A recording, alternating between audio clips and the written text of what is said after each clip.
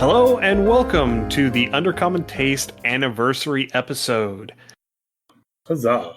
I didn't know if you had anything, James. So I was waiting for you to do your full pitch. So I was. I didn't tell you I was changing it. So no, you didn't. Okay, that's with who? So I'm Ian Woodworth. You know me. You know James. We have two other guests with us today. We've got Michael Ross from the RPG Academy and Rob Hilferty from Worldbuild With Us, and we are going to be playing Michael's game, the Ennie Award nominated Action 12 Cinema. Yeah, so for my tagline, because I didn't realize that was the time for the tagline, it's prepping for Kobolds in a Coat, Scene 1, Act 1, ready, action. So yeah, we had Michael on a couple weeks, not more than a couple of weeks ago, as a few months ago now. Actually, it's over a year. That's still several weeks. Time is a weird soup. Yes, it is. It's all wibbly wobbly.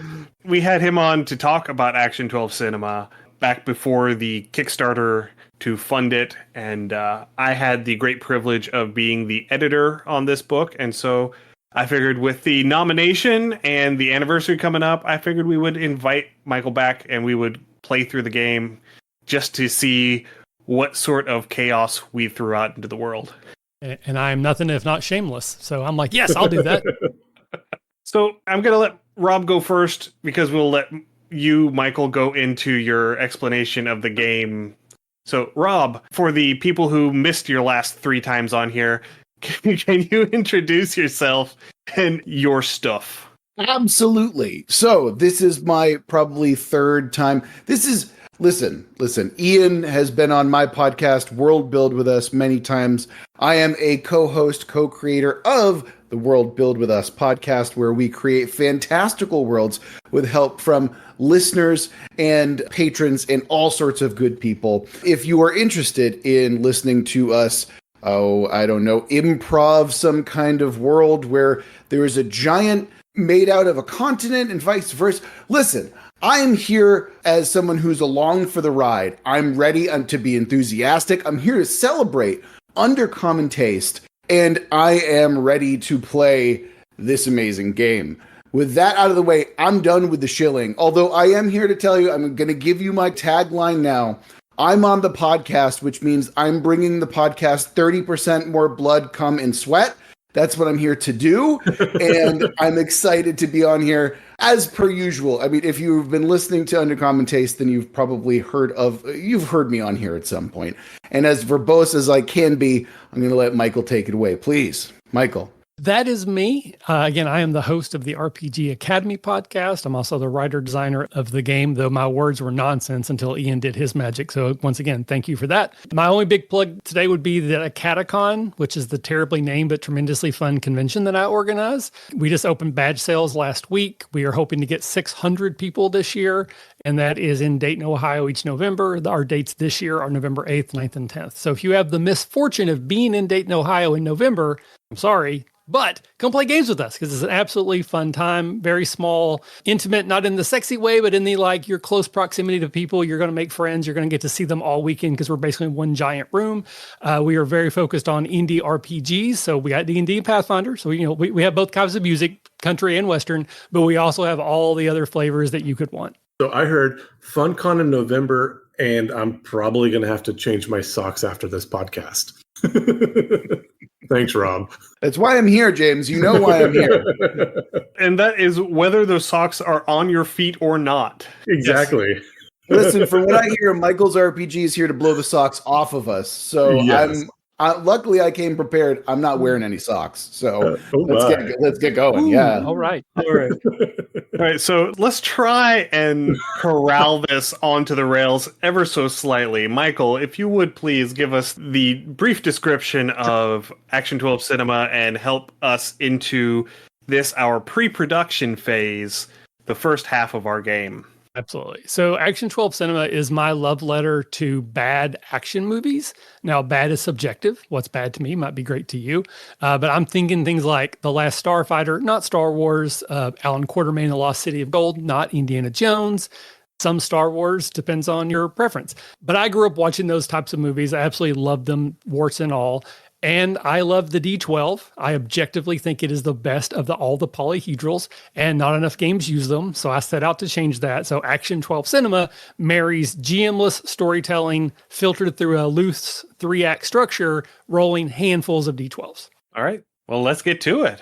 Right. All right. So like most zero prep or low prep games, the first part, what we're going to do, which we already did our session 0, so we've kind of done our safety talk. We try to use the language of like movies. So generally speaking, we're probably going to be playing a PG-13 game.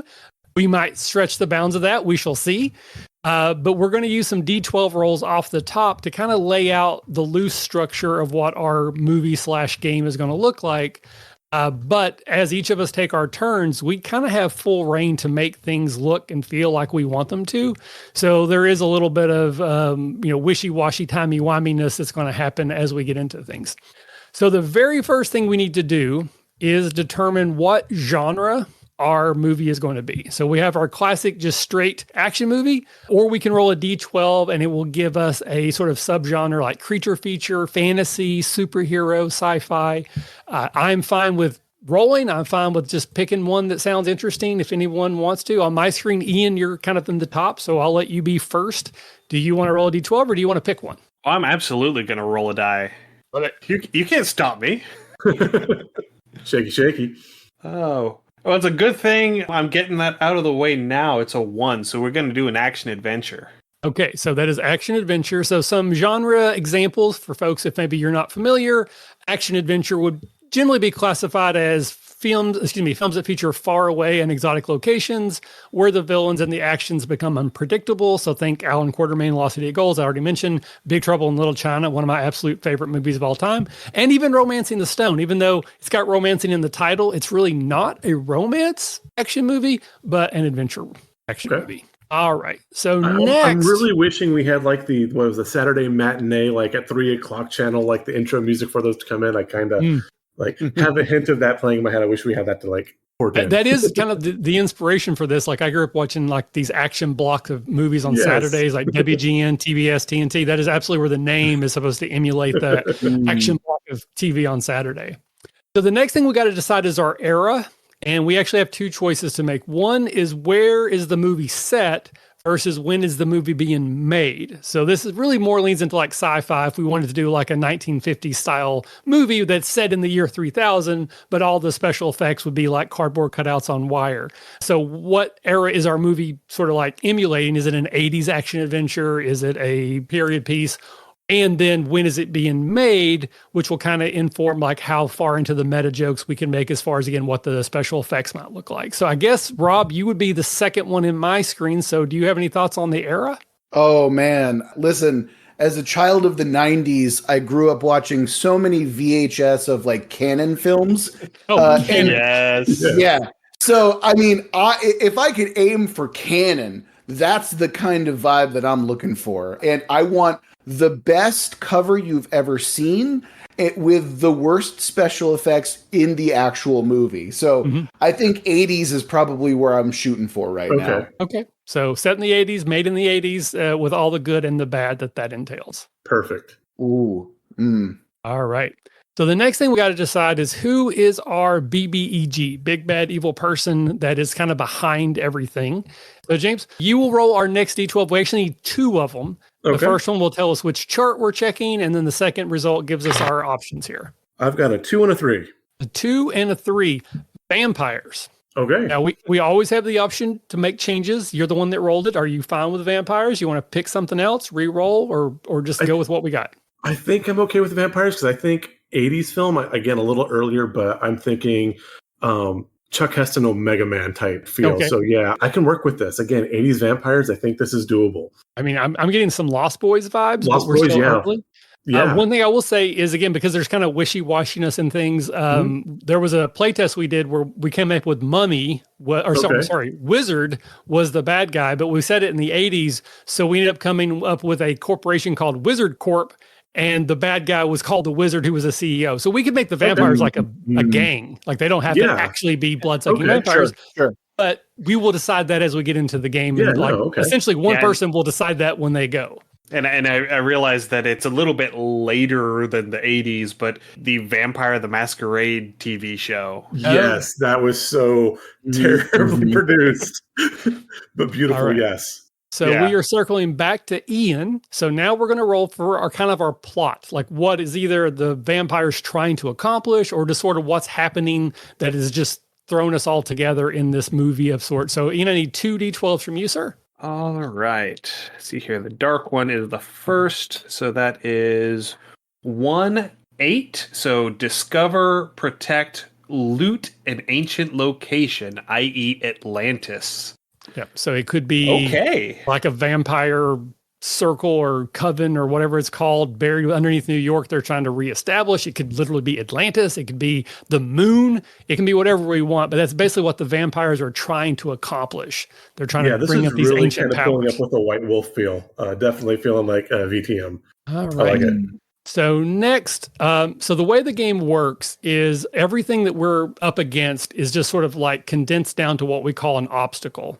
And each obstacle can be further broken down into sub-obstacles, which will make a lot more sense when we play. But for example, let's say that one of our obstacles was a fire. So when it's my turn to roll, I could just say, I grab a fire extinguisher and I'm trying to put out the fire. And then I roll my dice and the dice will tell me how good I did at trying to put out the fire. But the game really sings when you think of ways that you can kind of create your own sub-obstacle. So you could say, I'm going to look for a fire extinguisher. That's my action. And then if the dice are in my favor, found one. And if they're not, it wasn't there. Now, was it just missing or is that part of the plot? Like someone took it because they knew there would be a fire. So where in how you choose to roll your dice will kind of help guide the story and give you different branching creative choices to make about what the story we're telling. So we're going to go ahead and roll right now for our 6 obstacles. There will be 1 obstacle in Act 1, 2 in Act 2, and then 3 in Act 3. Now, if we roll really badly, it's possible that things will get worse, and so we might add additional obstacles as we play, but generally speaking, you have 6 per game.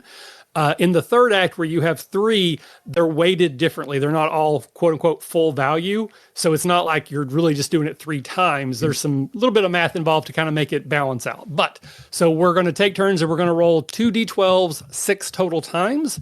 I believe, Rob, you are next in the order, sir. If you want to roll 2, tell me 1 and then the other. You got it. All right. So we've got a 12 and a 7. 12 and a 7. So this is find a place to hide. This is one of those classic action adventure movies where we're being chased and we've got to find a place to hole up while the heat kind of gets off of us. All right. So James. I've got a 3 and an 11. Okay, that is magical/technological defenses. So if we go with a gang, it could be like machine guns. If we go with actual vampires, it may be some sort of like blood ritual that we have to do to get through into their base. Well, again, whoever actually decides in the moment what that looks like, but that's basically what we're aimed at. Okay. All right, Ian, back to you, my friend. All right. So that is 4 and 4. That is collect all the pieces. So sort of a classic rod of 7 part situation. There's something that we need. The pieces are scattered and we will have to go to various places and collect them before we can do the thing. In the book, it talks about this is one that we can maybe do as a montage. It's a great sort of pacing mechanic. If we feel like the game is running long, we can just not worry about this one as being a rolling situation. We all just get to kind of take turns describing all the things that we do. And then at the end, we have all the pieces and we can move on. So we'll just kind of play that one by ear. All right, back to you, Rob. All right. So this time we've got a 12 and a 7. All right. All right. So that is find a place to hide again. So I would say, why don't we reverse those and do a 7? Well, a 12 is actually choose your own. So you just want to re-roll, or I can give you all the options on that chart, and then you can just pick your favorite. No, let's do that. Listen, I'm a sucker for choice. What can I say? Okay. All right. So radiation, environmental danger, fight, which is always a good one. Plan it out, which is also kind of like the one where it can be a montage. It's basically the heist. This is how everything's going to go. Diabolical and overly elaborate death trap. We have endangered/injured civilians. We have an ambush, which is kind of like a fight, but we don't know it's coming, so we can't plan for it. The bridge is out, which is any situation where the normal mode of transportation is not available to us, so we have to like swim through this subway tunnels, or, we had to go outside the spaceship in our grav boots. A sudden collapse, which can literally be quicksand, building falling, or the collapse of a nation. And then a mystery to be solved. So of those, which one sounds the most interesting?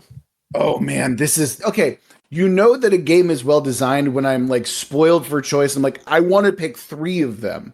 But okay, I'm thinking that overly elaborate death trap, that's like up there for me, as is ambush, as is straight up fight. So those 3 sing to me too.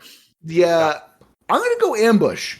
I'm gonna go ambush because I feel like that's a fun one. Yeah. Yeah, and I was gonna say ambush is fight with more steps. Yes, it is. Yeah. All right. How many is that total? How many do we have now? That's Ian? 4. All right, 4 so we so need far. 2 more. All right, James, another double D12 roll, please. A 3 and a 7. 3 and a 7. Fight. So we get the other half of that. Okay, so we have an ambush and we have a fight. Fight actually comes up a lot because it's an action movie, so it's on every chart twice. So there's a really good chance you're going to get fight in the game. All right, Ian. All right. 10 and 3. 10 and 3. Build the thing. So again, this could be putting together the vampire killing weapon. It could be putting together a computer program that will algorithm our way out of this. Well, this works because we found the pieces, so now we have to build the thing. So yeah, that's took the words right out of my mouth, James. Yeah, 100%. All right. So now that we have our 6 starting obstacles, and there are examples in the book that give you some guidelines, because some of them are a little bit weird and vague. I was trying to kind of explain as we went, but if someone is struggling, each of these obstacles has at least 3 examples of ways that you could interpret them. But we need to lay them out in the order. So we need our inciting incident, the thing that will draw our characters into the movie. We need 2 in the middle for Act 2, and then we will need our 3 in Act 3 that's kind of builds to our climax. So the way the third act works is 2 of the 3 come in at half weight, which means it takes less effort to get through them, but both of them have to be overcome before we can do the third one. So classic, like maybe fight is in the third act. Like that's our big final battle. The getting past the technological or magical defenses is a good sort of like sub boss. Like we have to get through something before we can actually fight the thing. So I think those 2 make sense for the third act, but I mean, we can do whatever the heck we want. So I think in the order, Ian, you rolled last, right? Yes. So Rob, I guess you're kind of like active player. Do you have something that sticks out to you as our inciting incident? Absolutely. Okay, listen, I'm thinking, again, I'm world building this whole thing as we're doing this, right?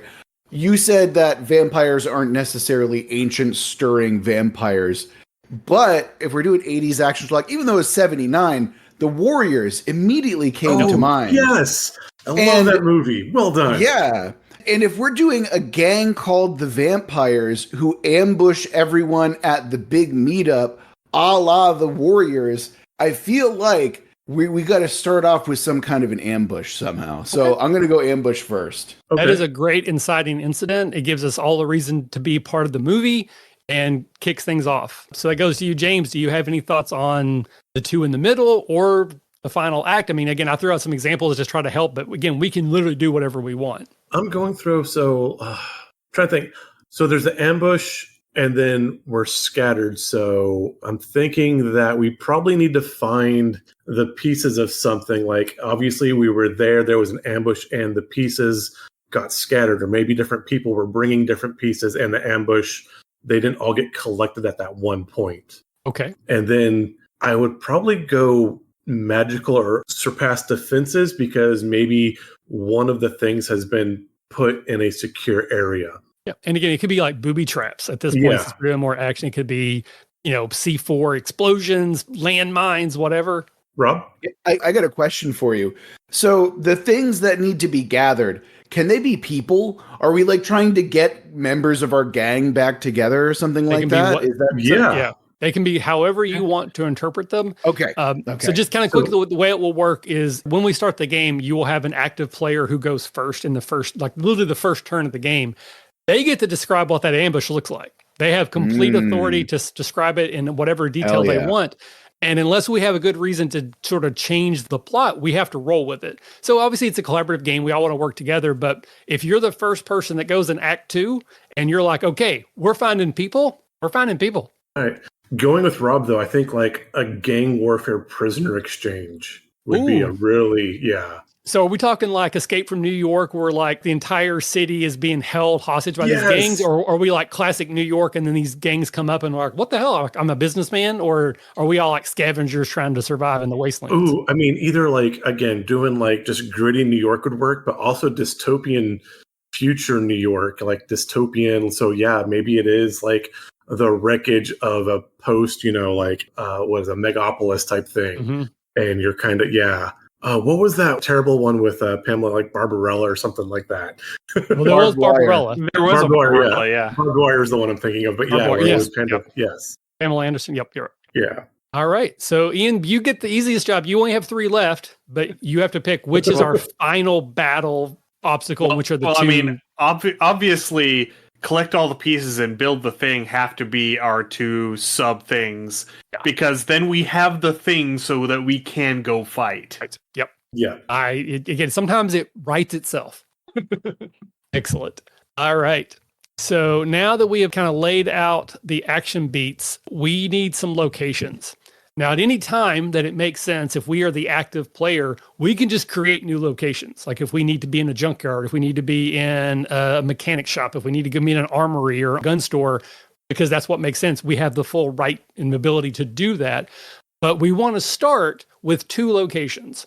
The first is our first location, so where things kick off, the inciting incident, where our ambush, and all of our characters either need to be there or be close enough that it makes sense we would get pulled into the action. And then we want to come up with where our final climatic battle is going to be. It could be in a volcano, it could be on the moon, it could be in a different, like the Fey realm. Where we're doing it, maybe it's in the middle of like a sports stadium. It's like literally like a standoff type of thing. Kind of forget the order. I think, Ian, so it'd be Rob. So do you have any thoughts on a starting location? You're actually I think you picked ambush. So what are you seeing in your head? Where are we starting this movie? Yeah, absolutely. I am definitely thinking the derelict penthouse of a rotted out skyscraper. Nice. So it is faux opulence, but this is where like the gangs all come to meet, so to speak. Gotcha. I like it. All right. And then James, where do you think this ends? Could be in the same place or it could be somewhere else, but where's our big cinematic climax going to be? I think it's got to be similar but different. I think it needs to be like in the heart of our enemy's power. So again, maybe either like, I'm one to say maybe like a factory floor or something like that. Classic. Well, I like it. We do have our plot theme, which is protect, defend, or locate an ancient location. Yeah. Oh, let's go. Yeah. So with that, let's do it. Maybe there is a underground, like a forgotten city type thing underground. So leaning into this sort of like post-apocalyptic, it could literally be like a Piggly Wiggly that has survived. And it's like this, this myth that there's still like canned beans. It could be an arcade with working pinball machines and skee-ball machines. It's the Waffle House that's the last operational Waffle House. I love that. Yes, the last functioning Waffle House. That light's just kind of flickering on and off. Yes, I love it. All right, so we know where our movie begins and we know where it's going to end. It's our job to kind of make it make as much sense as a bad movie makes on the way in between those 2 places. All right. So now that we have, so there's a couple things. So for each location, we wanted to have like a sentence or 2 description, just so that we kind of all visualize it. As we've been talking, I think we kind of do, but technically on the production sheet, there's a little space for like, bombed out penthouse and then the last Waffle House. But also like what's one of the worst possible things that could happen? So if we're in that location and we roll really bad, so we're going to make the situation worse. What is one of the things that could be that worst thing? So if it's a really messed up building, maybe it collapses and the whole building comes down. Maybe like the sprinklers come on, but it's full of like acid rain, so we're all getting burned. Like, any thoughts on what the worst possible thing to happen in either of these locations would be? I think Ian, if I remember correctly, you would be the next to go to kind of make a choice. I mean, the obvious choice for the rutted out penthouse of the skyscraper, that starting location, would be the skyscraper collapsing. Yeah. Yep. Can I add on to that, Ian? Because I'm thinking it's like the Empire State Building and it's like cracked in half. And the cracked in half part is where we're having it. So like the entire like meeting place is slanted, right? Okay. So if things go really bad, then that finishes its fall, so to speak. It doesn't necessarily collapse straight down. It might fall into an adjacent building, which in an action movie, pretty cool. Yeah. Exactly, because then you've got like a slide action going on. Because then we get to surf the tower. Exactly. Yes. Yeah. Now we're thinking like a true canon movie. Yes, exactly. I think. Have you ever been to like those quote unquote mystery spots where it's like the houses are built on a hill, so everything looks like they're rolling. It's level, but everything's rolling because everything's like off a level. As I've been, so you get the pictures where it looks like you're at a 45-degree angle, but you're actually standing upright. Yeah. All right. So then the other thing is the Waffle House. So what is like one of the worst possible things that could happen there? I'm thinking like a rat infestation. Like if you go through and then suddenly like just swarms of rats or something along those lines. That also is thematic with vampires. Yeah. Oh, the rat. Yes. Yep. Yes. I like it. Like it. All right. That or something with like the ancient coffee pots and like just old coffee flowing everywhere. Okay. So now what we're going to do is each of us needs to create, or we can just kind of do it as a group to come up with 4. But we want to come up with 4 NPCs or like supporting actors. These are not the heroes. We're going to do those in a minute. But these are the people that either we might go to for support if we are in need of something. Maybe they're the people who get us the things like the Red and Shawshank Redemption. They could be loved ones who get put in danger. They could be other gang members who are just like specifically named, but they're people that we might want to use in a scene as, either emotional support, like I can't let my daughter down again, damn it, so I will roll better. Or I can't let this person see me fail because we're currently fighting for head of our gang. And if they do better than me, then maybe they'll get that position. My favorite example to mention to people, this came up from a game, is Lafayette, which is a French-born Yeti living in rural Oklahoma. So those are the level of NPCs, supporting actors that we need to come up with. So we can do this on our own, take 5 minutes, and then regroup and share, or we can just talk out and come up with 4. I'm up for either option. I'm good for open brainstorming because that seems to be where the best ideas come from. Oh yeah, I've got one. Oh yeah, I've got one ready to go. Yeah. Okay. So one of my favorite tropes is the cop 1 week from retirement. Yes. So yes, I want to go with a corrupt cop 1 week from retirement. And I like the idea that he is in the pocket of whatever the most powerful gang is at the moment. And maybe that's going to be the vampires. Maybe that's going to be someone else. Maybe he's, actually, I don't care. But that's where I'm thinking he is. He's a week from retirement. He's a corrupt cop. We go from there. Like maybe he's a good guy. Maybe he wasn't so good. Maybe he was, feeding the gangsters as a way to be like, oh, those kids need help. Maybe he's lining his pockets and he's got, like drug money and all that stuff. I just want that trope to be upheld. Okay. No, I love it. Do you have a name? Oh boy. Well, it's got to be Irish, right? So I'm going to go, let's see. We're going to go James O'Flanagan on this one, I love it. He has the bar Flanagan's Wake, and that's where he gets his take from. Everybody kind of comes in and pays their tribute. Yeah, that's like where he's putting his retirement money because like he's building it up because that's going to be the place he starts when he retires, and like he has the storefront set up and ready to go, and he's just ready to like turn in his badge, step into bartender role. Yeah, no, I love the idea that the bar is not open yet, where he's just about to take it over. It's just about to have its grand opening next week, right? Yes. Yeah. when he retires. Yeah, exactly. Right. Yeah, that's where he's going to have his retirement party at the grand opening. Yeah. All right. Ian, it looks like you're trying to jump in there for a second. I was just going to say that, because Rob was talking about which one of these gangs he's tied in with, I think that he is tied in with the gang that is the most powerful gang going into the ambush. So and that currently they're on top. And that gang may no longer be the most powerful gang after the ambush. Okay. It's the reason why the vampires are doing the ambush in the first place. I like it. I like that we have vampires. It's that coup. It's that power coup. Yeah. So going with what Ian said, because there's a gang going in, tying in with the Irish thing and the corrupt cop. Tip for Ian, but we have to name that game the Red Caps. Kind of getting that whole like Faye Footman. So I mean, just to name. But yeah. I'm good with that. Yeah, okay. I don't have a strong connection, but Okay. Yep. So I'm thinking to throw a little Matrix style nonsense in there, that there is a semi-benevolent NPC or supporting actor just called the operator. Okay. And just occasionally as you're in the street, the phone, because there's phone booths, will ring. And if you pick it up, the operator will tell you stuff. Just like drop knowledge, like, hey, someone's after you, or 3 cars down, there's a shotgun in the trunk. And no one knows who they are. They don't, male, female, whatever, because it's like a voice modulator. But if you pick up a phone and dial 0, maybe they'll answer, maybe they won't. But they're a source of information, but no one knows like what they're trying to accomplish. They seem to be helping all sides at times. I like this. I think the operator should be a person that was in the area before everything went to crap too. So it's kind of like they are that ancient font of knowledge. Oh yeah, maybe maybe they know where the Waffle House is. Yeah. Maybe we have to find the operator. Oh, there you go.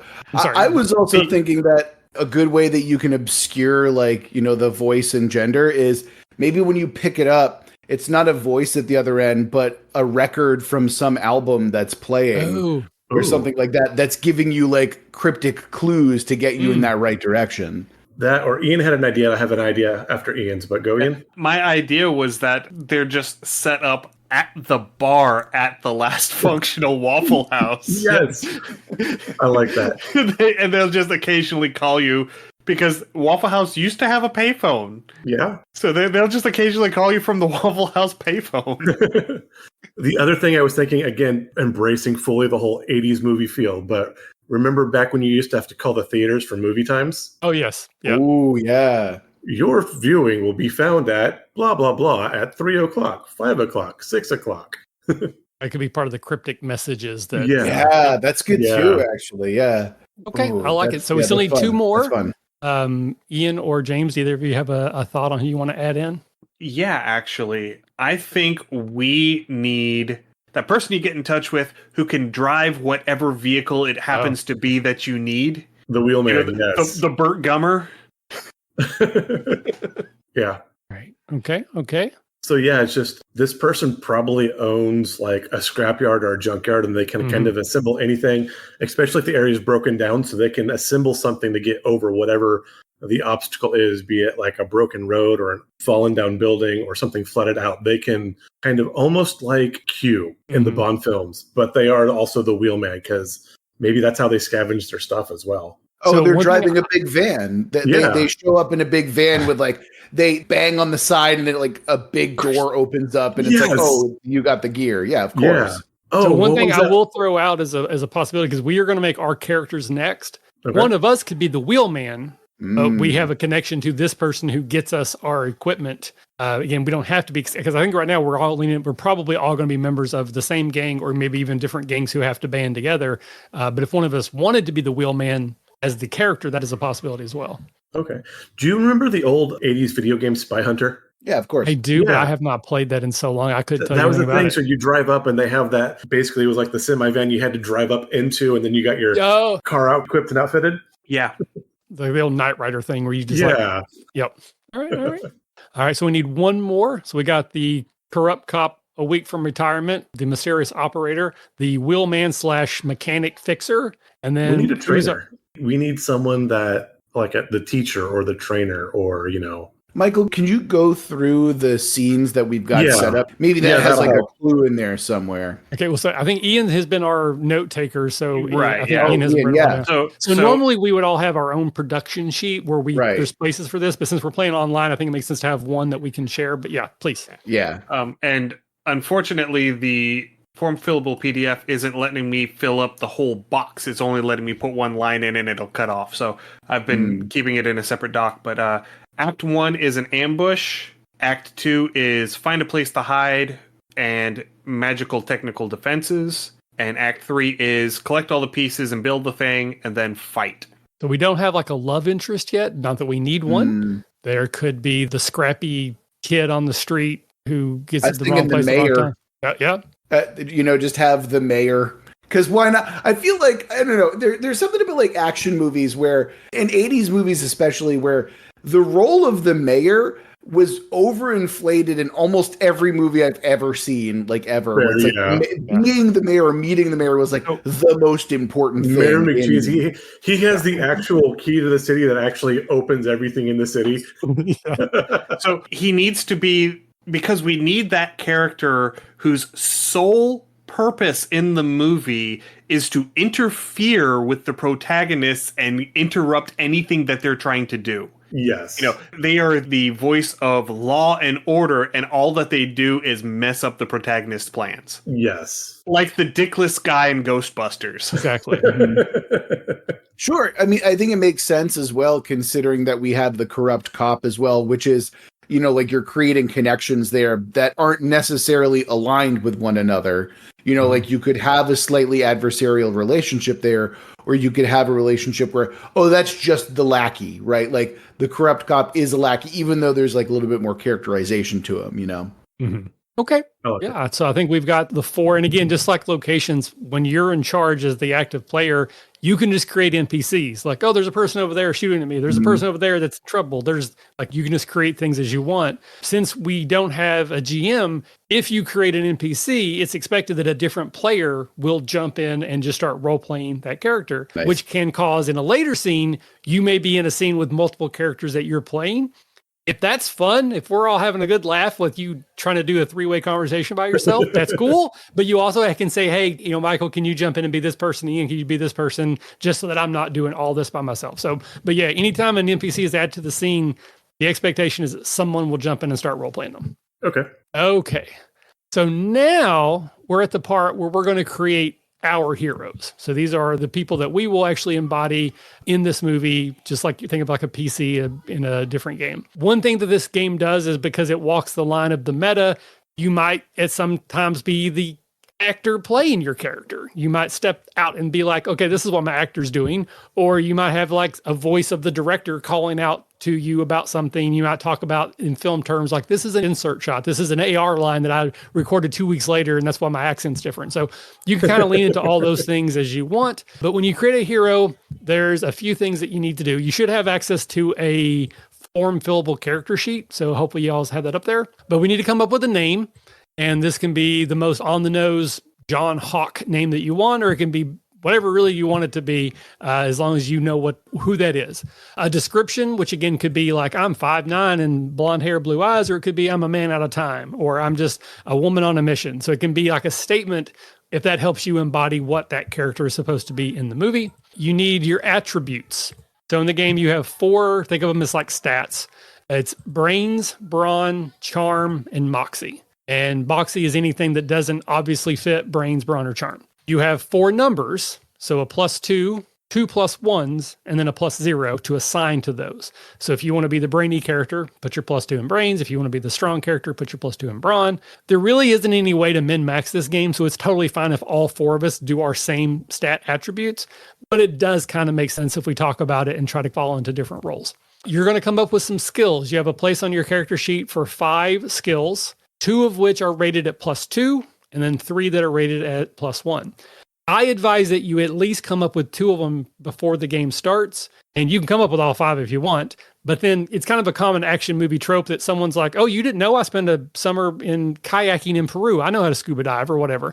And so when we need someone that knows how to scuba dive, it just someone steps forward and says they can do that. So it's totally part of the game to just sort of make up a skill in the moment. It's also fun sometimes to try to come up with like very specific skills so that how do you manage the game so that your skill comes into play? Like I have underwater basket weaving. So it's your job to figure out how we can get to a scene where that skill actually makes sense. Or it's also a good idea to have like a very broad skill like fight. And then anytime you're doing anything that involves fighting, you get to use that skill. Because again, you're supposed to be rolling a handful of dice. It's not supposed to make sense. But you can also do none of your skills. You can create them all on the fly. It's really whatever you want to do. My advice is to do 2 of them. Then you need to come up with a relationship. So of the 4 NPCs we created, each of us needs to have a relationship to one of them. It does not have to be the one that we created, though we kind of all did it as a group project, but assuming we didn't, I don't have to have a relationship to the one, like the operator. I don't have to say that's mine. And then we should have at least a relationship to one of us else characters. And there's a way to leverage these for like bonus dice. And it can literally be the emotional thing of I can't let this person down. I owe them too much, or I just don't want this person to see me be weak. So therefore I get to roll extra dice. Or it could literally be like, hey, we're in the scene. You go high, I'll go low, and we'll tackle this guy. So then you get that bonus die. So you can leverage them both physically in the same scene or just like emotional support. You need to come up with a heroic trait. This is what makes you different than the average Joe. This is why we are the characters in the movie rather than the nobodies who got shot in the ambush. And there's some examples in the book like smartest person in the room, always prepared, best trained. It can be a word, a phrase, a sentence, whatever you want, but it's something about you that sets you apart, makes you the quote unquote hero of the movie. You need an Achilles heel. This is the thing that gets you into trouble. It can actually be leveraged to get extra dice, but it's a very high risk, high reward situation. So think like Marty McFly can't stand being called a coward. Someone calls him a coward, he's going to do something really stupid to prove that he's not, which could turn out good or bad. It can even be the same thing. Like your heroic trait can be, I'm the smartest person in the room, and your Achilles heel is, I'm the smartest person in the room, which means I always assume that I actually am, and I can be tricked by someone else manipulating me. And then you have the place for a personal crisis. Very common in action movies that while we're the right people to solve this problem, our actual lives are in turmoil. We're about to lose our job, lose our spouse, kids don't respect us, whatever the case may be.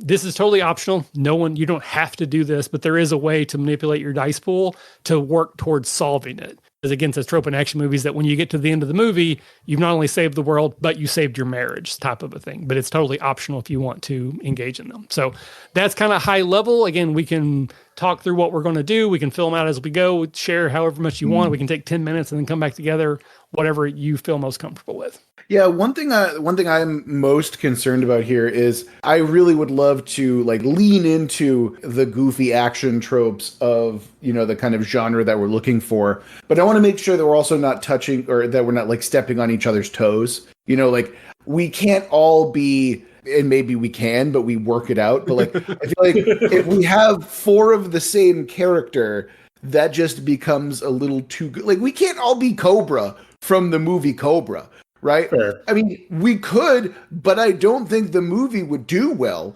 right? Like, or if it is a bad movie, though. It's always It's a bad movie. No, right? But okay, here's the thing: when it comes to that, I feel like I've seen like the Barbarian Twins movies, and I've seen like what is it like the Dragons, right? Who are the twin dragons, and they're Canadian and they're terrible. They got big mullets and everything. Is that Double Dragon? Double Dragon. No. They're literally like the twin dragons. That's what they're called. Yeah, but like I feel like if we're gonna do that, I feel like a maximum of 2 only makes sense, unless it's like, well, you saw the Barbarian Twins, now we've got the Barbarian Triplets or something like that. I mean, you could do like the G.I. Joe thing where we're all members of the gang, but one of us is the the gun specialist, one's munitions, one's the driver, one's the brains. It could even be that whatever this like prisoner exchange is, each of us is from a different gang. We're all like the second in command, not the leader, but the high up in the gang, and we're there to do the prisoner exchange. And when the ambush happens, we are forced to fight together against the vampires. So I could be head guy of the sharks, and you could be the head guy of the werewolves, or whatever the other gang names we want to come up with. But all that matters is after the end of the first act, we have to be in this together. So circumstances have forced us together. So we could be cops, we could be undercover cops who's trying to infiltrate the gangs. Wrong place, wrong time. It can be as silly or as dramatic as we want to be. But I think it would be okay for us all to be members of the same gang, but we have to have our distinct thing that we are doing to set us apart. I was going to say, I don't necessarily want to do this, but to take Rob's thing and just turn it on its head. Because again, bad movie, bad 80s movie, we're all clones. Oh. So I don't necessarily want to play that one, but... I have frosted tips. That's why they call me Tips. Nice. No, not going there. It's not a single tip. It's not just the tip. It's tips with plural. No, that is in fact worse. It's bifurcated. But, yeah, or no. But it's not Frost, right? But you went. That's where my brain is like. You could have went Frost and you went Tips instead. Like, okay. So I mean, again, I want to lean into goofiness.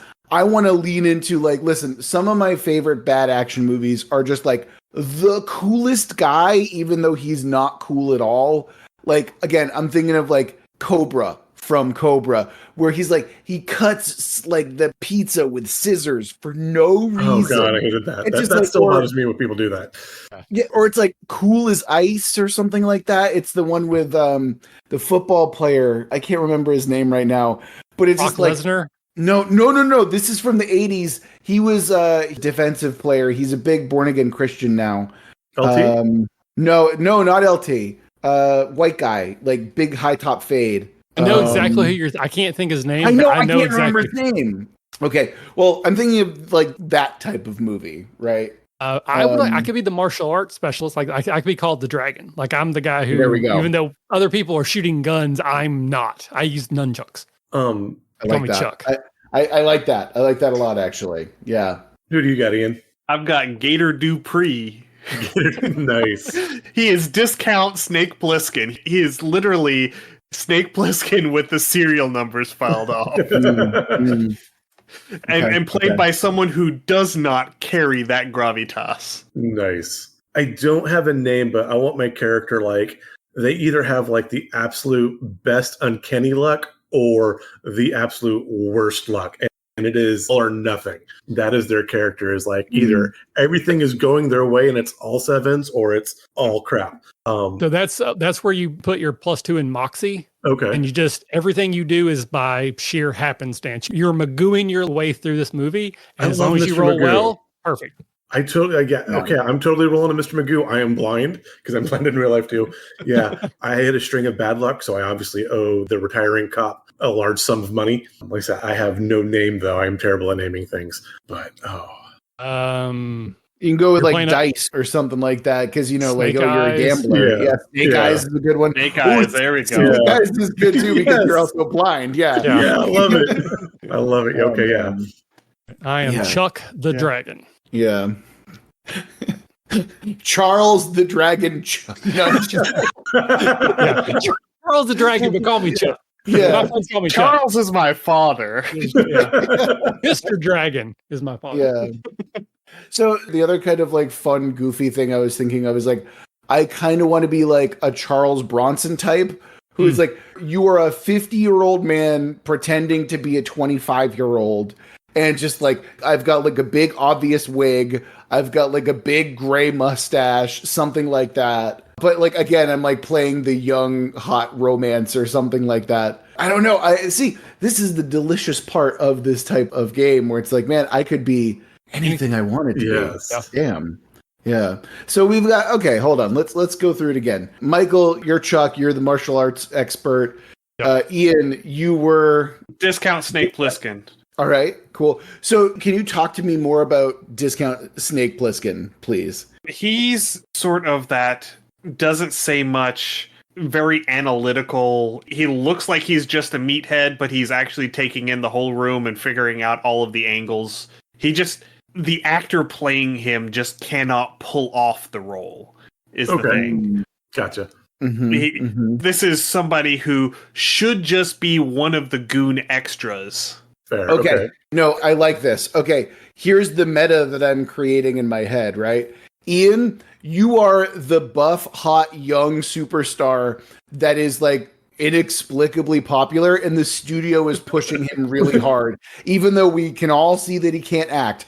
My character is the older, aging actor who's probably turning to alcohol a little bit too much, kind of thing, like Cameron Mitchell, right? Yeah. And like doing this movie for beer money.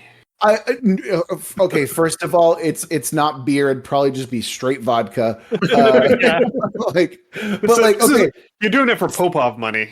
But it's the 80s. It's cocaine. Yeah, fair. No, I'm too poor for cocaine. It's booze. Okay. That's how bad it is for me. But like, okay, so my character is the one who's like acting his ass off. He's like chewing scenery, and he's like trying to show like, see, like my generation is the best acting generation, not this Gator Dupree, like that kind of thing. And it's like, I'm here to give the movie gravitas, even though I'm a 50-something-year-old man playing a 20-year-old. That's my character now. Yeah, I'm pretty sure I that know who we want to Gator reference. was not written to be Gator, but Ian's actor came in with some notes. Yeah. Like I seem that guy with an accent. Like he created this character. He was not supposed to be that character. Can we give Ian? Can we give your character like an eye patch with reflective glasses over? Absolutely. Yes. I love it. No, it's what it is. It's the mirrored aviators, but the side that has the eye patch is missing the lens. Because whenever we went into the props room, we found the sunglasses, but they only had one lens in them. Yes, I'm down. I'm 100% down. Yeah. And so we had to figure out a reason why he would wear a pair of sunglasses that only has one lens in it. And it's because he wears an eye patch over the other one. I mean, that's really the only option we had. Like, yeah. And there is going to be a point where he takes the eye patch off and he has a normal functioning eye underneath. It'll switch. There'll be different scenes where it's over the other eye, and it just no one caught it throughout. I love it. Oh yeah, yeah. We also have to have a cameo just thrown in there, like some sort of weird. Like, I don't know, at some point, like at some theme, there needs to be a cameo, just like wait, what's that doing there type thing. All right, so we got Gator, Snake Eyes, Dragon, and then Amos O'Malley. Like, what are we going with? No, I got to come up with something. It needs to be reptilian to stay on theme. I know, right? Oh, yeah. Okay, hold on. No. Oh, yeah. Okay. I'm going to do something else here. I'm going to go with Jack Falcon. Just to throw it off. I love it. Exactly. Yeah. Like to like, I would never, I played in the Royal Theatre. I will not be debasing myself being named after a lizard. I was Hamlet. Yeah, exactly. Yeah. I will not be the tortoise. Yeah. I will be in my trailer, and I will be Jack Falcon. Yes, exactly. Every now and then we'll call you Turtle, and then you just never respond. I'm hearing a very pretentious Patrick Stewart. Oh. Okay. Right. Do you know Donald Pleasance, like the guy in Halloween? No. The doctor, right? The doctor. Yes. Yeah. So do you know one of his last movies was called Rickshaw, where he becomes possessed by the spirit of a Chinese boar god? Because that's the type of like situation I'm thinking that my character is in, where it's just like desperate, like don't care, barely read the script. I'm here for the gravitas. That's what I'm going for. That's the vibe that I'm looking for. He's just cashing the check. I love it. Yeah, exactly. All right. So if there's a place to give kind of just a quick description so that you can kind of remember these details, or you can even add to them as the movie goes on. Again, if you decide halfway through you're going to change, we recast your actor because he was too much of a bother, and we won't address it. You're just, now that you're this person for the rest of the movie. For your stats, so again, you have 1 + 2, 2 + 1s, and then a +0. So you just kind of assign them to wherever you think that makes the most sense. Again, the Magoo character, definitely Moxie should be your best stat, but again, you can still do whatever you want, but that's what makes sense. I want to go with Brawn because I want to put that kind of my fighting. So I'm going to have like a martial arts skill. Probably not too smart, but again, so everybody just take a couple minutes and then +2, +1, +1, +0, wherever you think they fit the best. And if anybody has questions, I mean, I think they're kind of self-explanatory, but if you have questions, I will happily answer them. All right, so I did +1 brains, +2 brawn, +0 charm, and +1 moxie. Because anybody who's using nunchucks in a gunfight, I'm gonna need some luck on my side. I went with +1 brains, +0 brawn, +2 charm, and +1 moxie. Gotcha. Ready? I went 2 brains, 1 brawn, 0 charm, 1 moxie. I went 1 brain, 0 brawn, 1 charm, and 2 moxie. Perfect. All right. And then, so again, we need to come up with a couple skills. I'm going to go with fighting for one of my +2. So anytime I'm doing anything related to fighting, I can use it. You can do things like action combat. If you want to get like very broad, it can be fishing, like stealth, sleight of hand, like literally any skill you can think of in the real world or in any RPG you've ever played. As long as you think of a way that can make fit, go for it. But your +2 generally should be broad because you're going to be using them a lot and you want them to apply to a lot of situations. Your +1s can be a little bit more specific of, we need this exact skill right now. I'll create that one and I know how to scuba dive, or I know which snakes are poisonous because I spent a summer in the zoo internship, animal husbandry. I don't, whatever that would be. And you said we want to have at least 2 for right now, right? That's the general guideline. I mean, you can literally make them all up in the moment as you go. If that's things would be more fun to you. But I generally advise people to come up with their 2+2 skills.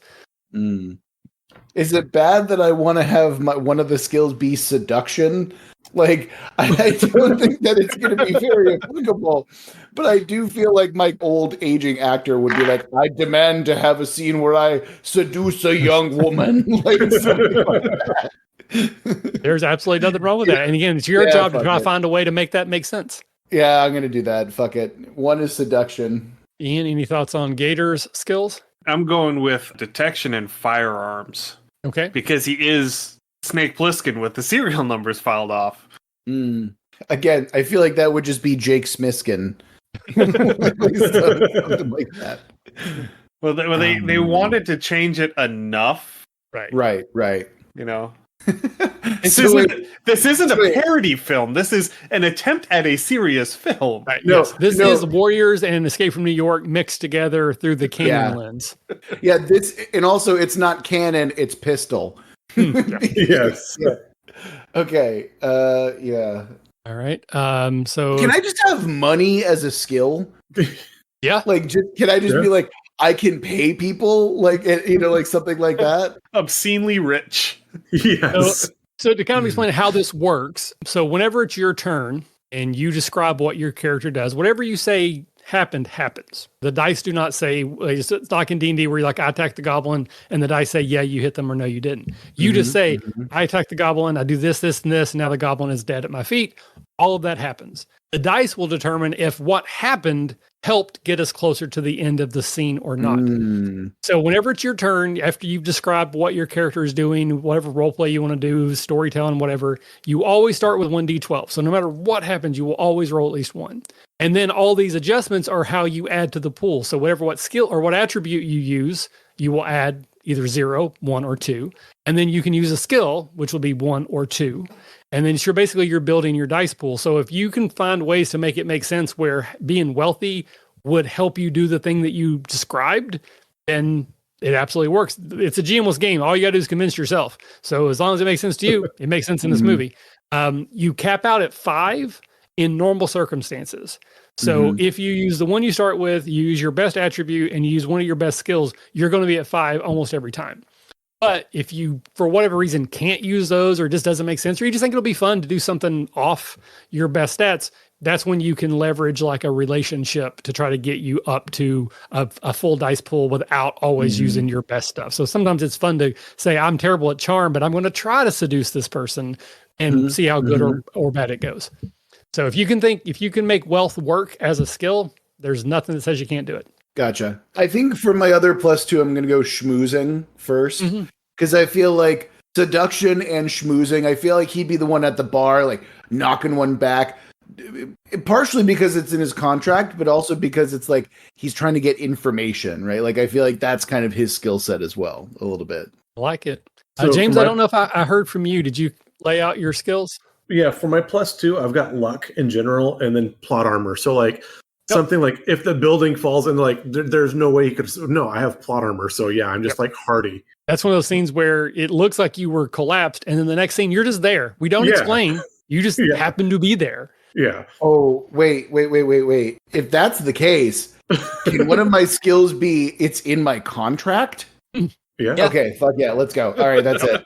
So I did put one of my +1 as favors. So again, when my luck run's good, it's really good. So I have people that owe me favors because maybe I've gambled and I've got tokens from them. So again, when it's good, it's good.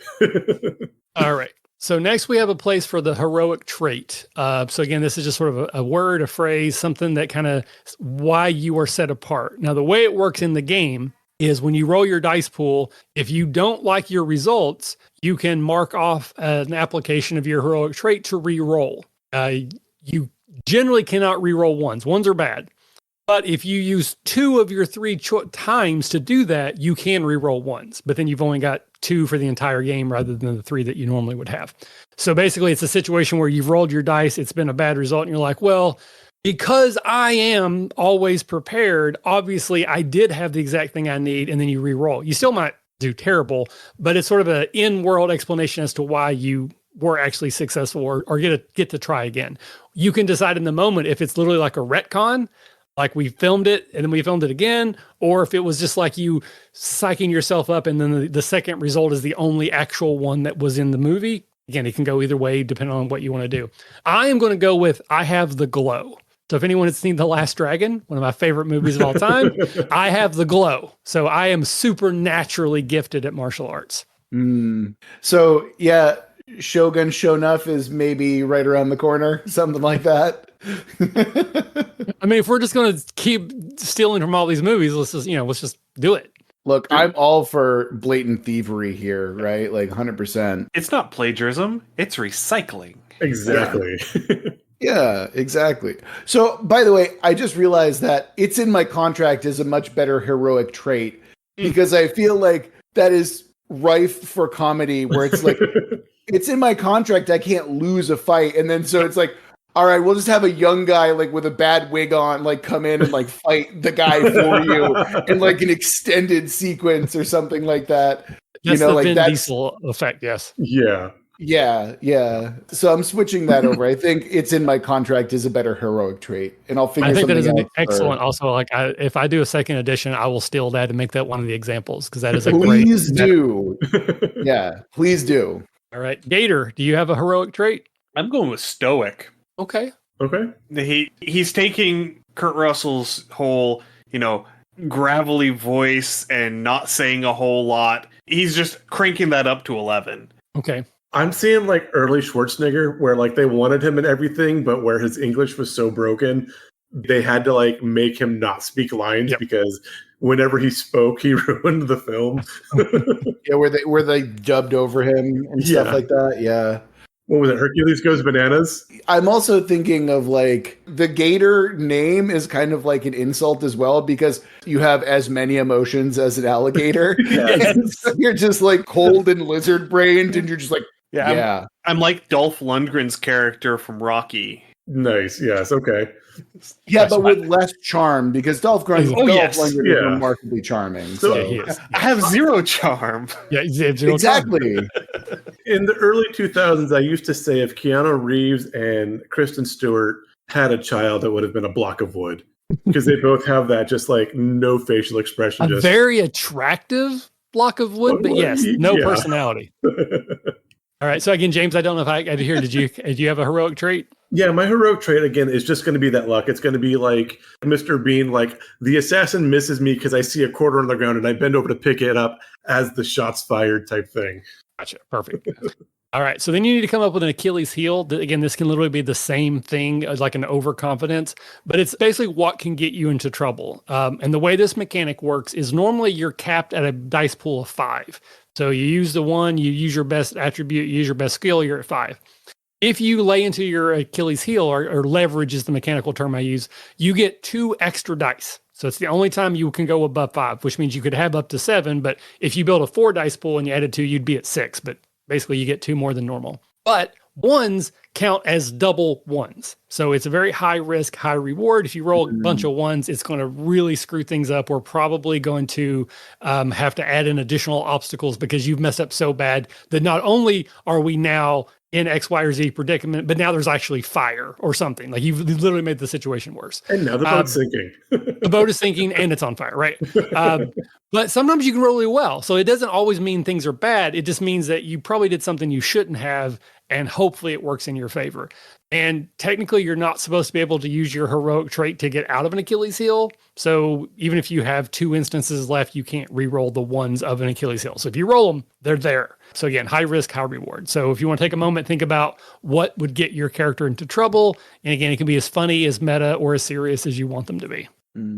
So I've got a couple of different ideas here. For my character, I'm thinking that 1, I could do something like Demon in a Bottle, where it is not my character who is having trouble, but is very much the actor who is just like, yeah, exactly. It's like, oh, he can't stand up today. We need to have him sitting in a chair for 80% of his scenes, where it's like, or maybe it's like, oh, he's not available. So he's actually not in this scene very much, or the movie in general.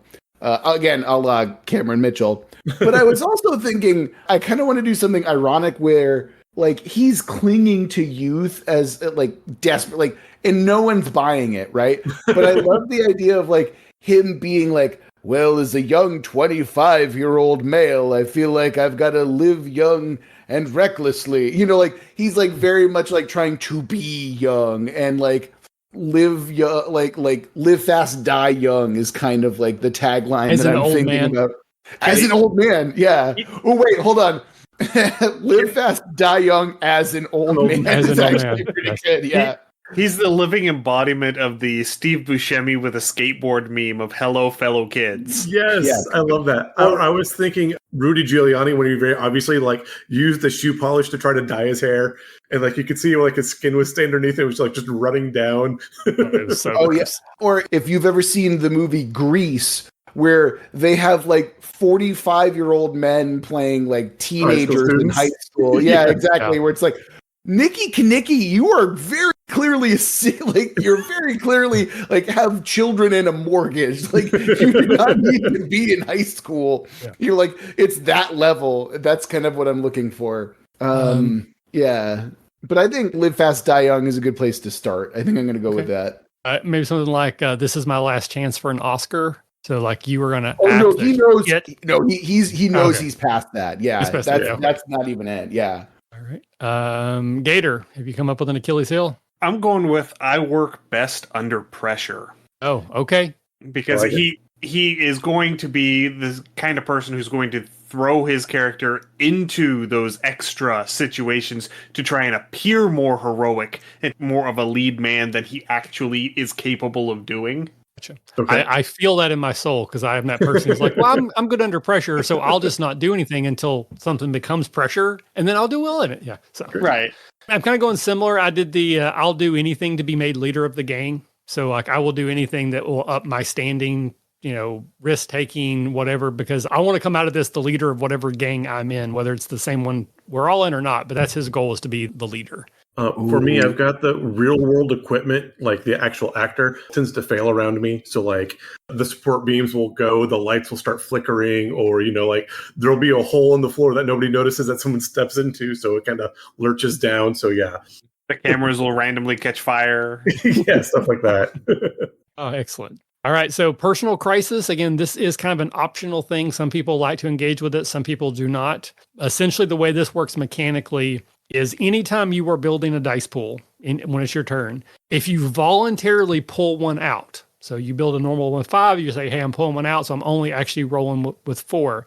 If that roll is in any way successful, doesn't matter if it's the final result or just you get a total of 1 positive result, you can check off that you have made progress towards resolving it. If you do that 3 times, ideally you do it once per act, but it doesn't always work that way. As long as you've done that 3 times throughout the game, you can then at the end of the movie, when we're kind of recapping and doing the codas, you can express or explain how your personal crisis has been resolved through the actions of the movie.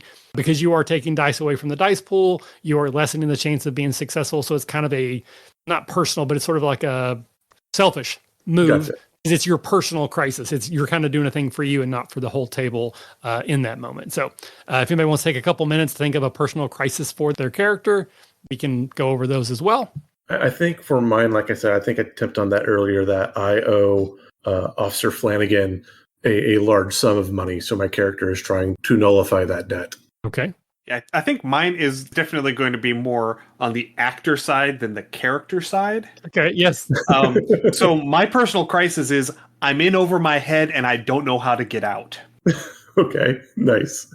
I'm going to actively choose not to get one because I feel like I'm already planning on soliloquizing enough. So it's like, I want y'all to have more screen time. So I'm going to take myself away from that part. He is the personification of a personal crisis. Yes, exactly. So Yeah. I'm going to leave mine blank at the moment. I'm not opposed to doing one, but I can't think of a good one right now. But if something comes up in the moment, I'll add it in, which again is part of how the game works. Mm-hmm. All right. So the last thing we have to do is come up with our relationships. So each of us should have a relationship to one of the NPCs or supporting characters that we created above, and we should have one to each other. So you're going to start with 2 relationships, and they can be positive, they can be conflicted, they can be negative. Again, we could be like rivals where I'm always trying to one up someone, but it could be like Legolas, Gimli, like friendly rivals. Literally any way that has an emotional or physical component, it works. Much like everything else they've figured out, this is all kind of loosey-goosey because we're just making shit up, right?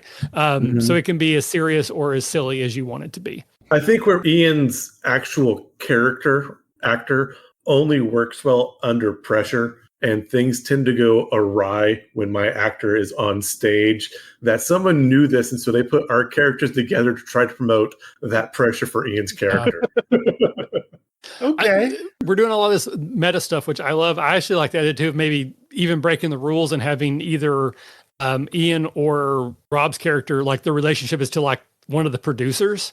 Okay. Like my wife is the producer or something. So like that's why this is going to, so it kind of leans into that, like I won't lose a fight type of a thing. My father-in-law is the producer. Yep. Yes. I'm married to the producer's daughter. That's why you're here. You're the hot beefcake who got this job because you knew somebody. Oh man, that's 100% it. Again, that's where my seething hatred of you comes from, where I'm just Yeah. So wait, would that mean that my character would also have a connection to you? Is that how that would work, or would I want to like just pivot to someone else? Again, you can have the same one as long as both people agree to it. So like if I want to be the brother of Ian's character, then Ian has to say, okay, you're my, like, as long as everybody's on board, again, it's all loosey-goosey.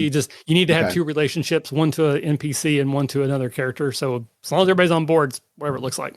Okay.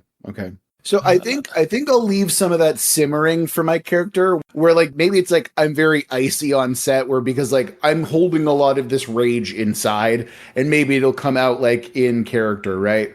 But I think that for my character, I think that Jack Falcon would actually want to be like connected to the gang by someone. So Michael, I would like to think that you and I are, we were young rapscallions, like desperate, like maybe like lifelong friends or something like that. And we've always had each other's backs in that way.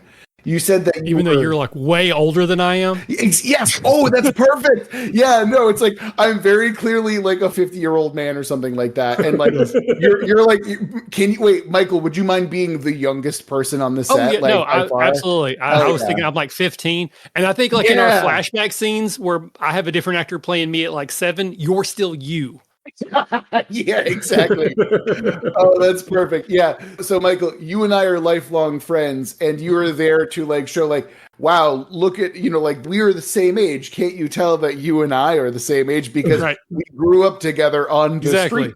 We have all this common slang and tongue. We have the same experiences. So, yeah. Yeah, exactly. So I also think that our characters kind of complement each other as well, because you're all brawn and I'm all charm. Is that right? Yeah, I am brawn and no charm. Perfect. And I'm no brawn and all charm. So that's perfect. I think within scene, again, depending on when we pop up with extra NPCs, because one of my skills is favors. So again, I will know people as they pop up because again, they'll owe me favors for different things. So yeah. And maybe, that could also be why I'm within the gang itself, is just because I'm getting protection because I'm owed favors. Because obviously I'll trip and fall into a hole otherwise. Yeah. You're kind of a liability in a lot of ways. Yeah. Okay. All right. Okay. I also have my NPC for the relationship as well. Okay. I want to have what my character would call a paramour. Like I want something that like, you mean like a girlfriend? Like, yes, my paramour. Like that like kind of like. How does he say that? So weird. Yeah. It's like, it's weird. It's like, it's like very much an acting choice. It's like, yes, my young paramour, Michelle. You're like, and obviously again, it's to feed the ego. It's to make him look young. Some poor actress has been fed to the Hollywood machine, and it's like, oh no, like you don't have to do that, please, like that kind of thing. It's another one of the used to be starlets that's starting to wash up. Yeah. Oh, who's also trying to play young? Yes. Okay, yeah. But she's also like 20 years younger than me still. Oh, yeah. She's still younger than you. Yeah. So this is Hollywood. Is like, exactly. So like the starlet is like 25. But she's old at 25. Exactly. Yeah. For 80s Hollywood, she is ancient. She is not but dust at this point. Yeah, exactly. Paris Hilton circa 2010. No, I'm thinking even worse than that. But, Okay. But yeah, that I've got a paramour. That's what I've got. That's what I'm going with. Yeah. All right. Who else still has? I did go with operator, even though that was mine. I have an idea that at some point in time, I was told information that saved me, but someone I cared about was hurt. And so I'm angry at the operator, but also like they saved me. So I have a conflicted relationship. Sorry. So you have like, what is that, like survivor's guilt about it? Yeah, kind of like, why didn't I also die? Or why didn't you tell me something to save the other person too? Yeah, No, I like it. Yeah. So I think my relationship is going to be with the NPC that I created as well, the supplier, driver person that we came up with. Mm-hmm. Okay. So kind of the way the rules will work down, if you look at your character sheet on your attributes, on your skills, and on your relationships, there's these little boxes that say S and B. Mm-hmm. That stands for stressed and broken. It's kind of the only way hit points would work. So if you build a dice pool, you have to kind of keep up with what you did. Like, I'm using my brawn, I'm using my martial arts, and I'm going to use my relationship with Jack here in this scene because we're fighting the same bad guy. If I roll any ones in that dice pool, even if I'm still successful overall, a 1 has to be accounted for. And one of the things I use has become stressed. So either my martial arts, I pulled a shoulder, I pulled a muscle, or, my relationship with Jack, maybe you took a punch that was supposed to be for me. And so now our relationship is a little bit rocky. You can still use anything that's stressed as normal, but if it becomes stressed again, it's broken. You cannot use that attribute, that skill, or that relationship until you have repaired it, which usually has to happen in between acts. So in between each act, you'll get like a healing. But if you roll enough 12s in one roll, like you get like 5 12s, you can do certain things with extra 12s. One of them is to heal yourself. If anybody does something that just causes the entire table to just erupt in laughter, everybody gets a free healing because I just like laughing at the table. So I'm going to reward that. Fair. So it's just a way to everybody can heal if everybody starts laughing about stuff. But that's what those S's and B's stand for. That's awesome. And then the last thing on the character sheet is one-liners. This is, if you want to come up with a catchphrase now, you're welcome to, but this is more that Arnold stick around, type of a thing. Like yes. So if you come up with one in the moment, if you want to write that down, and we will revisit them at the end. But also, again, if you want to have a catchphrase, you can write it now and then try to use it as often as possible.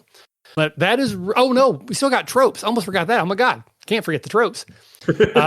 So tropes obviously is a very well loved and used portion of action movies. So we are going to generate through more dice rolling a list of 5 tropes that we are going to start in Act 1. Now you can use tropes all the time. You should be using tropes all the time, but these 5 specifically give you a way to leverage them. So if for some reason you're rolling a suboptimal dice pool, your best attribute doesn't make sense, you don't have a skill for this, you can bring in this particular trope and get a +1 to your dice pool. So you can use tropes all the time, but these 5 specifically give you a bonus when you leverage them. And then in between acts, we can either replace it. If we've used one, we can replace it, or we can move some of them forward, or we can I don't think these are going to work when you reroll 5 new ones. So at the beginning of each act, we will have 5, but we are going to start with 5 here. So once again, we're going to need 2 D12 rolls for each one.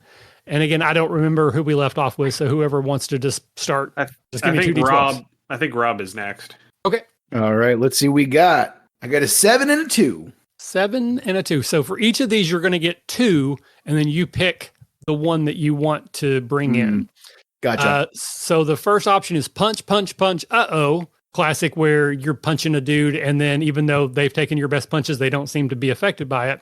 Ooh. Or outside ride, where you are on the outside of a vehicle when you're not supposed to be. I think, to me, that one kind of fits what we're doing, but either one would be, I think, makes sense for this action movie. No, I was going to say outside ride. I'm also thinking of not if, but when that Empire State Building falls down, the outside ride, come on. That's in there. Yeah. Absolutely fits.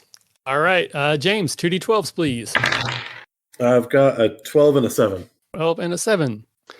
All right. You have unstoppable rage. So again, that's where at some point in the battle, you just can't be stopped. You're taking out people left and right, or someone is. Or flaming emblem, which is for some reason someone has taken the time to lay out gas or other flammable liquid in the outline of an emblem just in case someone were to throw a cigar down and then it light up. Thinking of the original Ben Affleck Daredevil. I love the Crow. We have to go flaming emblem. Flaming emblem.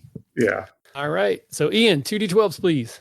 Especially if it's like a giant WF for the Waffle House. The F's are arrows. That's how we know which way to go. Yeah. 3, 8. 3, 8. I know you also have the book, but that is human chess. So that is where the bad guy has set up a game of human chess where the pieces are actually being taken out if they are taken in the game. And then desperate object catch. So again, the thing that's most valuable has to be grabbed out of the air before it crashes. Desperate object catch. Thank you. Yes, thank you. That is the choice I would have made there as well. All right, back to you, Rob. All right, second round, I've got a 9 and a 10. 9 and a 10. So that is silent running mode. So that is where basically like you're in the submarine and you have to be really quiet or you'll be seen. It could be in a car. It could be any situation where we have to be super quiet or we'll get caught. Or bottled heroic resolve, which is where somebody drinks something and that allows them the courage or the ability to do a thing that might have otherwise been impossible. Michael, this might seem really obvious, self-evident. I am not, nor have I ever been, a quiet person in quiet mode.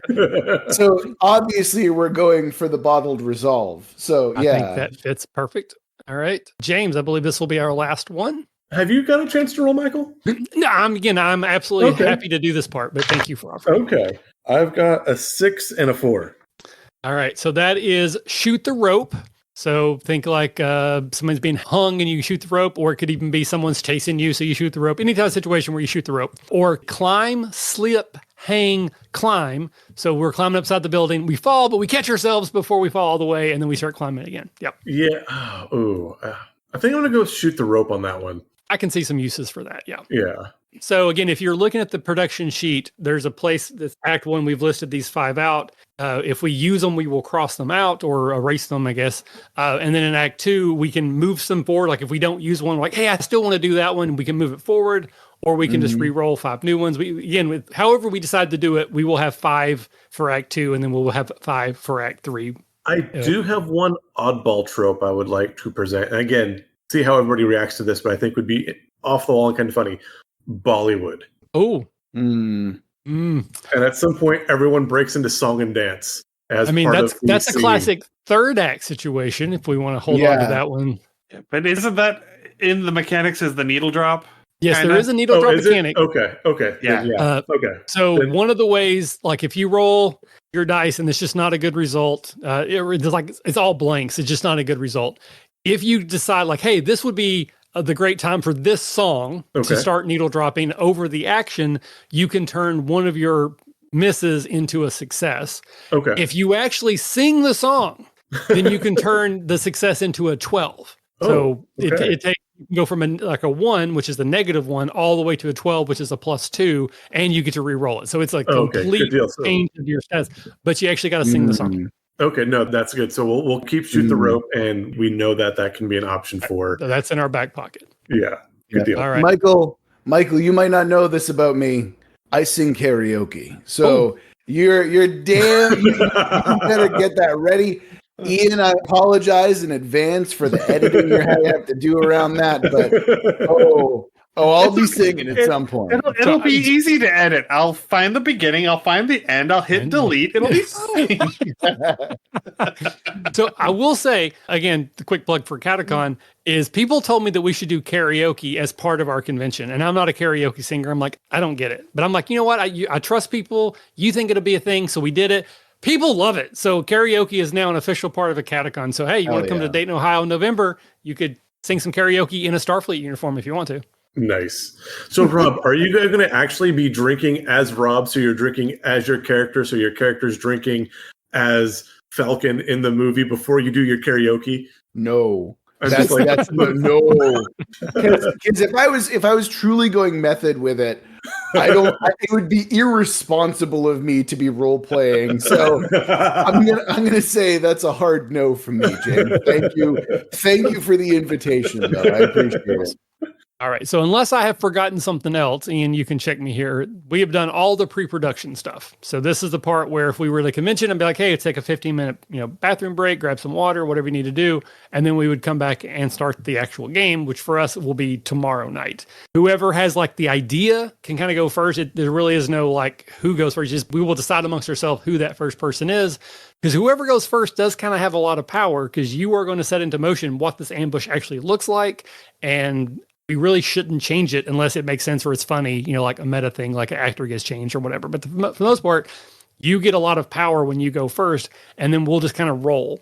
So each obstacle has a value of 12 when it comes into play. So when you say, this is what happens, people bust in with guns, and they start firing, I duck behind a couch or whatever the case may be, at some point you're going to roll your dice pool.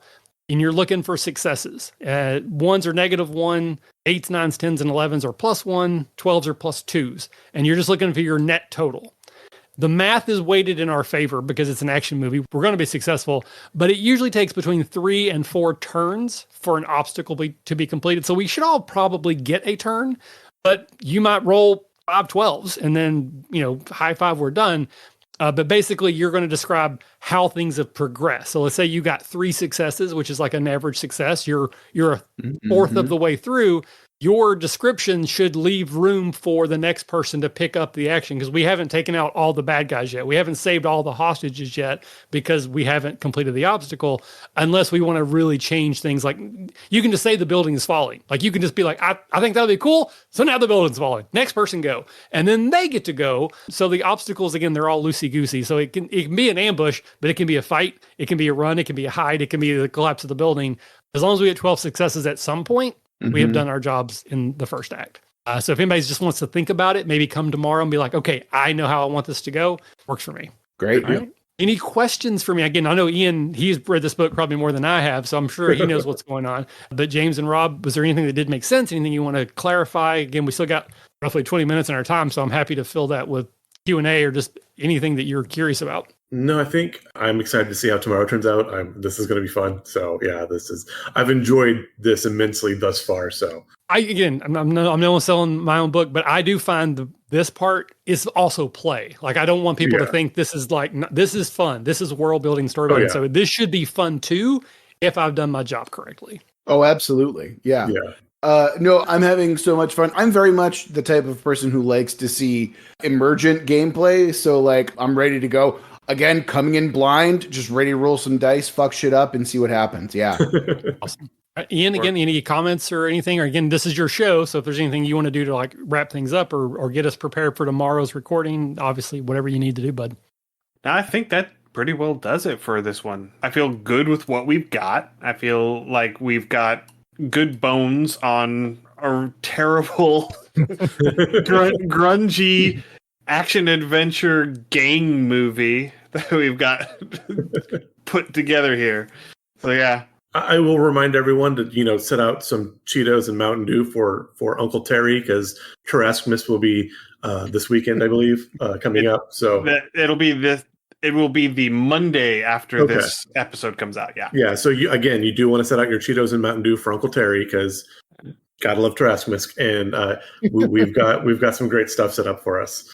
And now it's time for cake. Yay, cake! I like cake.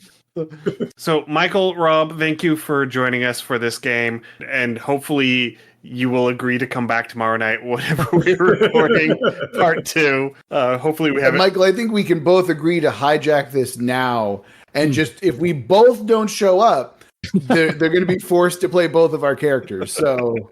And again, that could be like a negotiation, like NFL holdout. We don't show up for the first 2 weeks so that they pay us more. I'm just saying, again, we've already discussed continuity errors for the film. So like you change actors like midway through, that looks close, just off a little bit. Wait. Hold on. We're going even deeper into meta commentary territory where I have been replaced with someone who's actually, like affordable. Something like that. It's like someone who sounds nothing like me. It's like, yes, I am Rob Hilferty. I am here. I am playing the character. Like, yeah, we could do that. We could definitely do that. I will straight up ask Lewanika to come on here. I mean, he can play my guy. I'll just sit and watch. Like, again, it's like watching a movie. I'll take some popcorn and I'll just watch what you guys come up with. Oh, man. Yeah, thank you for coming on. Thank you for helping us make our anniversary game a thing. This is celebrating 4 years of Undercommon Taste, and it's been a ride. It has been a ride. It's been a fun ride, though. I've enjoyed it. Yeah. And so thank you, everyone, for listening. Stay safe, and we will see you again next week with the production phase of our as of yet unnamed movie. Happy gaming. Thanks for joining us for another episode of Undercommon Taste. Our theme song is Massacre Ann, written and performed by Mary Kroll and used with permission. You can find Mary online at marykroll.bandcamp.com or on Patreon at patreon.com/Dr. Mary C. Kroll. Our logo is by David Sutherland. You can find more of David's work on deviantart.com/David Sutherland or on instagram.com/Willex_73. We'll be back in 2 weeks, so stay safe, and we'll see you then.